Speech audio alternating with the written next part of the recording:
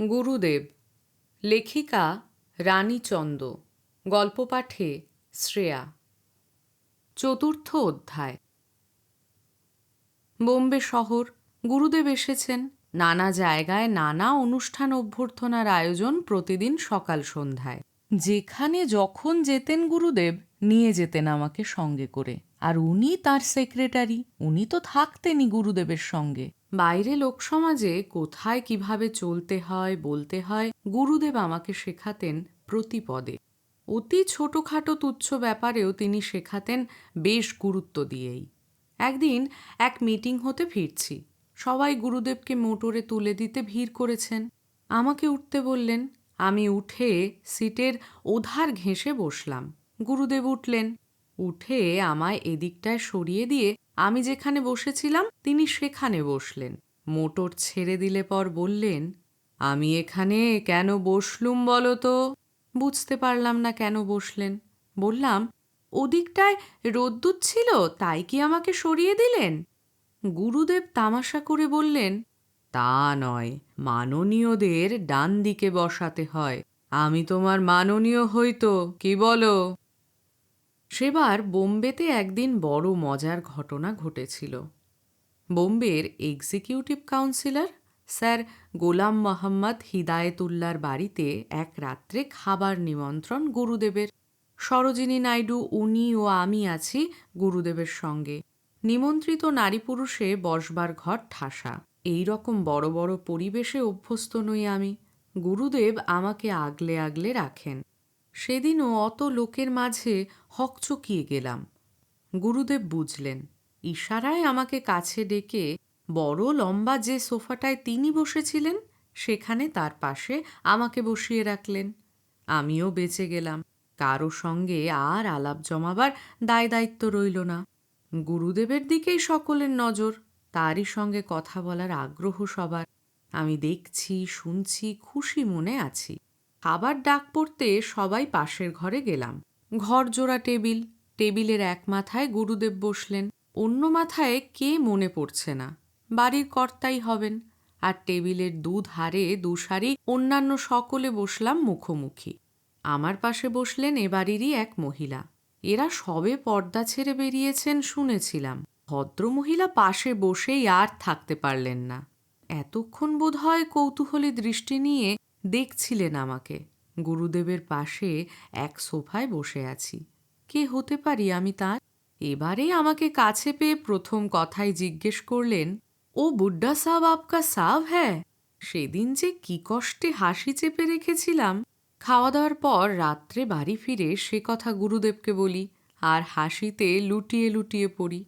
শুনে গুরুদেব হাসতে লাগলেন। সরোজিনী নাইডু হো হো করে হেসে উঠলেন। সেক্রেটারিও অপ্রস্তুতের ভঙ্গিতে খানিকটা হাসলেন। পরদিন সরোজিনী নাইডুর কল্যাণে বোম্বের অর্ধেক লোক জেনে গেল ওই গল্প। পথে বাড়িতে যার সাথেই দেখা হয় সরোজিনী নাইডু ডেকে বলেন, শোনো শোনো, সদ্য নতুন গল্প শোনো। সরোজিনী নাইডু রসিকা ছিলেন। হাসতে জানতেন, হাসাতে জানতেন। গল্প উপভোগ করবার মতো সরস হৃদয় ছিল তার। সেবার গুরুদেবের দেখাশোনার সকল ভার সরোজিনী নাইডু নিজে নিয়েছিলেন। সকাল হতে সারাদিন গুরুদেবের সঙ্গে সঙ্গে থাকতেন। যেখানে গুরুদেব যেতেন সঙ্গে সঙ্গে যেতেন। রাত্রে তাকে খাইয়ে সব শেষে বিশ্রাম নিতে নিজের ঘরে ঢুকতেন। টাটা প্যালেসেই থাকতেন। গুরুদেবের যদি কখনো কিছুর দরকার হয় এই ভেবে। বোম্বেতে নাচ গানের পালা চুকিয়ে দলবল ফিরে গেল শান্তিনিকেতনে। গুরুদেব আমাদের দুজনকে ও কালীমোহন বাবুকে নিয়ে এলেন ওয়ালটেয়ারে। দেহ ক্লান্ত, সমুদ্রের ধারে বিশ্রাম নেবেন কিছুদিন। হায়দ্রাবাদে যাবার কথা, নিমন্ত্রণ এসেছে সেখান হতে। গুরুদেবের ভাবনা হলো আমাকে নিয়ে। কি জানি, হয়তো সেখানে পর্দা প্রথা এখনো। আমাকে নিয়ে যাওয়া ঠিক হবে কিনা। সর্বপল্লী রাধাকৃষ্ণন তখন অন্ধ্র ইউনিভার্সিটির ভাইস চ্যান্সেলর। ওয়ালটেয়ারে থাকেন সপরিবারে। গুরুদেব তার সঙ্গে ঠিক করলেন আমাকে তার বাড়িতে রেখে যাবেন। ফিরবার পথে তুলে নেবেন এখান হতে। রাধাকৃষ্ণন আমাকে রোজই একবার তার বাড়িতে নিয়ে গিয়ে মেয়েদের সঙ্গে আলাপ পরিচয় করিয়ে দিতে লাগলেন, ভাব জমিয়ে নেবার জন্য। যেন নতুন আবেষ্টনীতে আড়ষ্ট না হই পড়ে। শেষে কালীমোহনবাবু যখন বললেন যে উনি আগেও গেছেন একবার হায়দ্রাবাদে বিশ্বভারতীর কাজে এবং যা দেখেছেন তাতে আমাকে নিয়ে যাবার কোনো অসুবিধার কথা উঠতেই পারে না, তখন গুরুদেব রাজি হলেন। আমাকে হায়দ্রাবাদে নিয়ে এলেন। হায়দ্রাবাদে তখন ঐশ্বর্যের পূর্ণ গৌরব। যেখানে যাই নবাব বেগম সাহেবদের জৌলুসে যেন পরিরাজ্য শোভা পায়।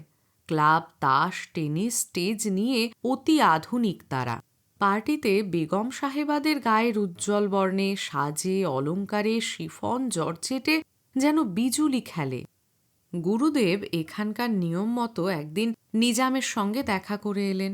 বাকি যত নবাব, রাজা, মহারাজা এ রাজ্যের সবাই এলেন গুরুদেবের কাছে। মনে আছে তখন গুরুদেব শহরের গেস্ট হাউসে কিছুদিন থাকবার পর বাঞ্জারা হিলে এলেন কয়দিন নিরিবিলিতে থাকবেন বলে।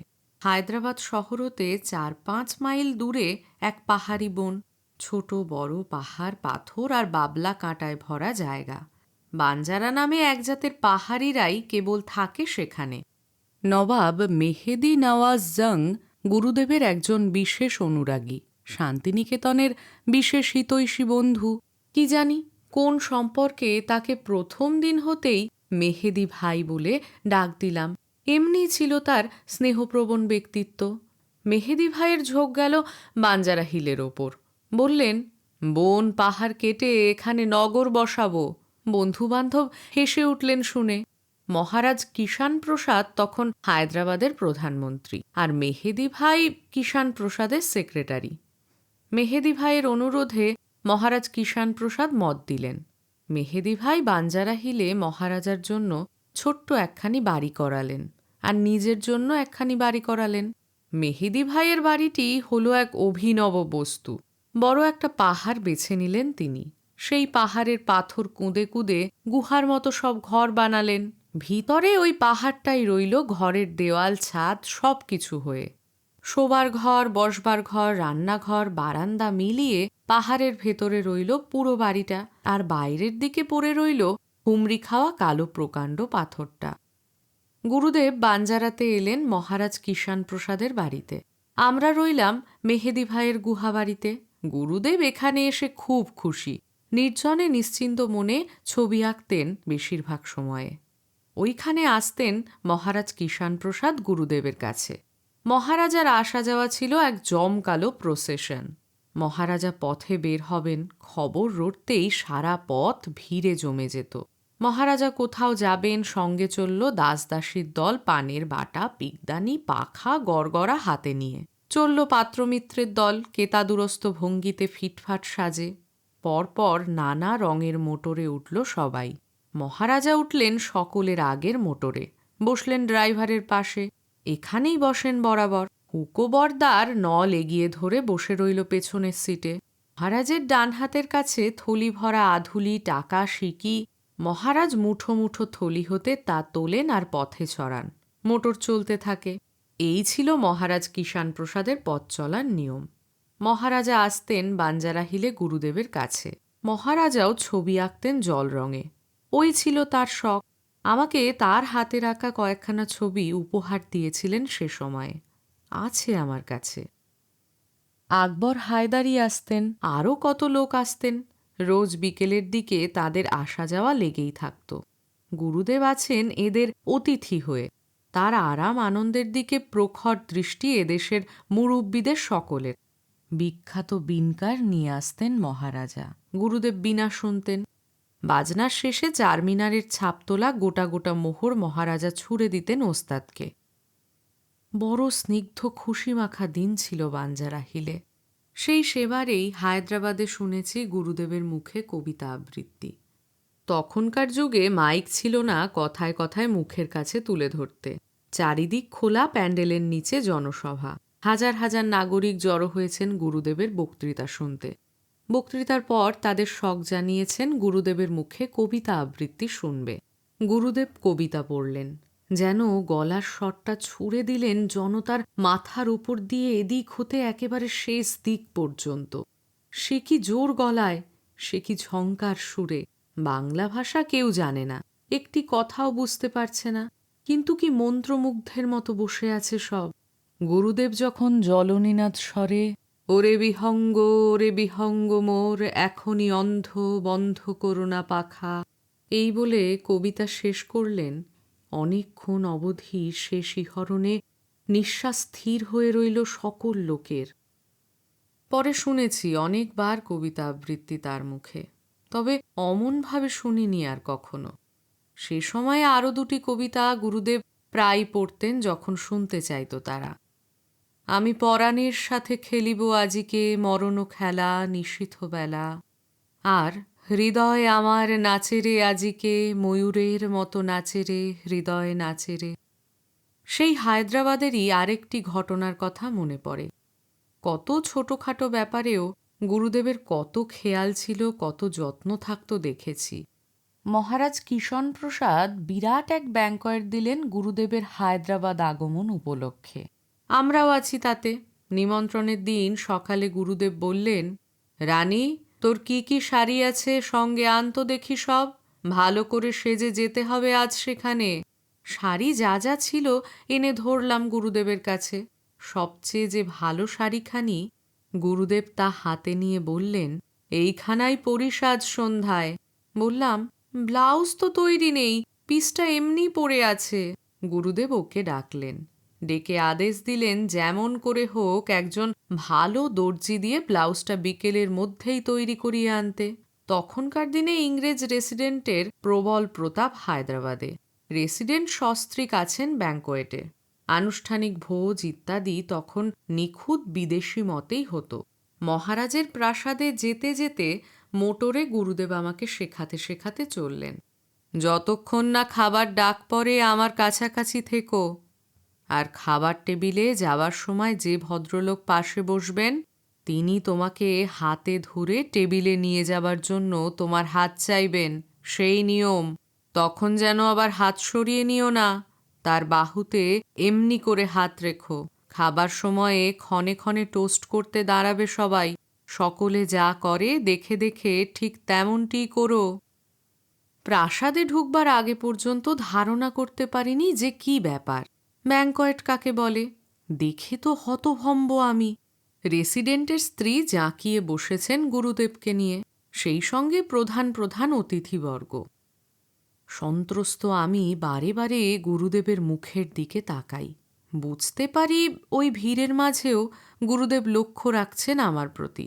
কেবল তাই নয়, দৃষ্টিতে যেন অভয়ও দিচ্ছেন আমায় কয়েকবার। অর্কেস্ট্রা বাজছিল সামনে। একসময় বাজনার সুরে সুরে তালে তালে উঠে পড়লেন সবাই যে যার জায়গা ছেড়ে। গুরুদেব রেসিডেন্টের স্ত্রীর হাত হাতে নিয়ে চললেন সকলের আগে আগে খাবার টেবিলের দিকে। পরপর চললেন আর সকলে জোরে জোরে। দাঁড়িয়ে আছি। রাজা ধনরাজগিরি এসে হাত বাড়ালেন। একে চিনি, দুদিন আগে এসেছিলেন ইনি গুরুদেবের কাছে। আশ্রমের জন্য 10,000 টাকা দেবেন প্রতিশ্রুতি দিয়েছিলেন, পরে অবশ্য 15,000 দিয়েছিলেন। টেবিলে রাজা ধনরাজগিরির পাশেই বসলাম। বারে বারে উঠে সবার সঙ্গে টোস্টও করলাম, ভালো মতোই সব পারলাম। বাড়ি ফিরে এসে গুরুদেব ওকে দিলেন এক প্রচণ্ড ধমক। বললেন, চুড়িদার আচকান আর টুপি এ হলো ভারতীয় পোশাক। দেশি পোশাকে মাথায় টুপি না রাখাটা অভদ্রতা। বিলিতি পোশাকের বেলা তো তোমরা এমন করো না। মস্ত হলের এ প্রান্ত হতে ও প্রান্ত অবধি লম্বা খাবার টেবিল। শতাধিক লোক বসেছিলেন খেতে। কোণার দিকে বসেছিলেন উনি। খেতে খেতে কোনো এক অসতর্ক মুহূর্তে একবার মাথার টুপি খুলে হাতে রেখেছিলেন মিনিট খানেক।